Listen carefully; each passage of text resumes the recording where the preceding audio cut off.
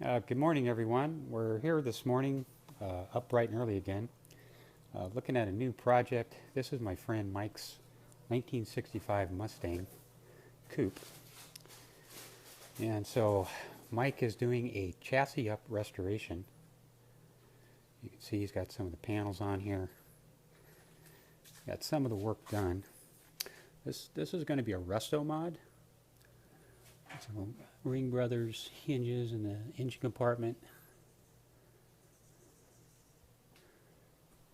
So he's got quite a bit of work done here, but we're trying to get our epoxy sealer coat down, and we're not quite there prep-wise, so I've decided to come over and give him a hand today. So we also work together. So what Mike's done is the night before, he's kind of prepped it for us. We can just get a start at it. Is one of the tricks we use is we put our body filler on the night before. What that does is it gets it nice and hard and tightens up, and we don't have to stand around and wait for it to go off. And then we can just go at it with our power sanders in the morning, get it close, and then after we get it close, we're going to go in with our hand sanders, our hardback planers. Let's take a look at those. I don't think I showed those to you on our last videos. Got a lot of this work looking pretty good here. I've got a long hardback sander. This guy here, this is probably 15 inches. And this will do most of the shaping and fine tuning. And for the tighter areas, I want to use this guy. We're using an 80 grit 3M red sticky back, which works really good. So we're going to go in and first thing this morning, we're going to sand up this bodywork that's been put on here, and also a little pointer on the Bondo is when we're mixing this up and putting it on, body filler really just likes to be mixed and put on with a minimal of layering. So if you have something underneath, like just a small dent or small deviation, something small, let's say this guy for example, what we want to do is we want to mix it up large, build it up high, and we want to try and cover that area in one coat.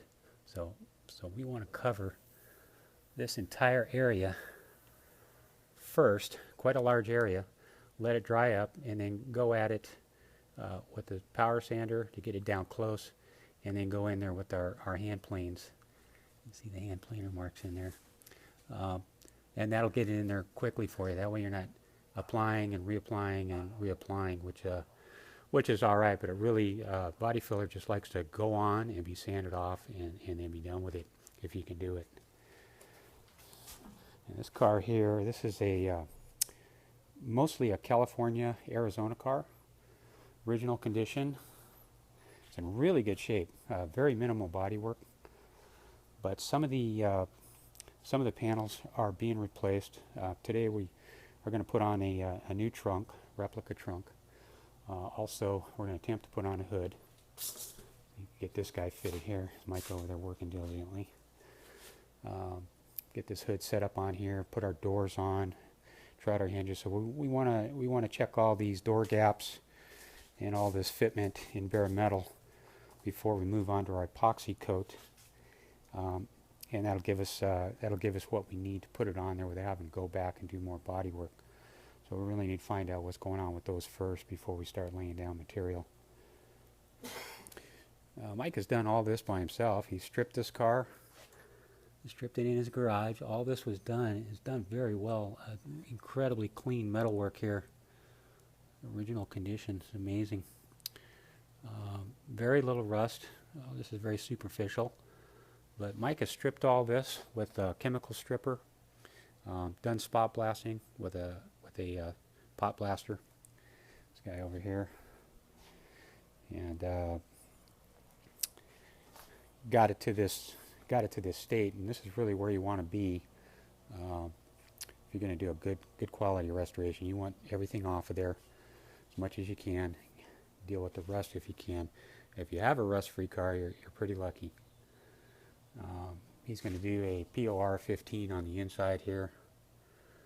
Looks pretty clean up, but he's going to cut one of those floorboards out and replace it So we're going to follow this one, probably do some follow-up video, see how we do today. Maybe we can get the doors on there, get some body work refined, and then we'll do a follow-up, see what a couple of guys can do on a Saturday morning. I'm going to help Mike paint this car. Should be a really cool looking paint job. Anyhow, this is a Restomod, and this is Mike's engine over here. This is a 302 custom build out. You can kind of see where we're headed with this guy. Roller rockers. Looks like a March pulley system. Mike, are these March pulleys? Yes, they are. A March pulley system. It will be an AC car too. Carbon fiber valve covers. That looks really nice. So we get this car prepped up, get a nice paint job on there. Engine compartment is going to stay black. Outside color, top secret for now. But we'll keep you up on that as this thing unfolds. I just thought this would be a good time to video this one since it's in such a rough, ugly state. This is a state that's really just not fun. You can get through this. You can get through just about anything. It's a really ungratifying work. It's hard work to strip it all down. Out here in the desert, we're just working under incredible heat conditions. Having to do all this work under the heat. But Mike's endured it. You just need to catch him up a little bit today, get some material on there. And then after that, I think the tides will change for him. Be feeling a lot better about the project.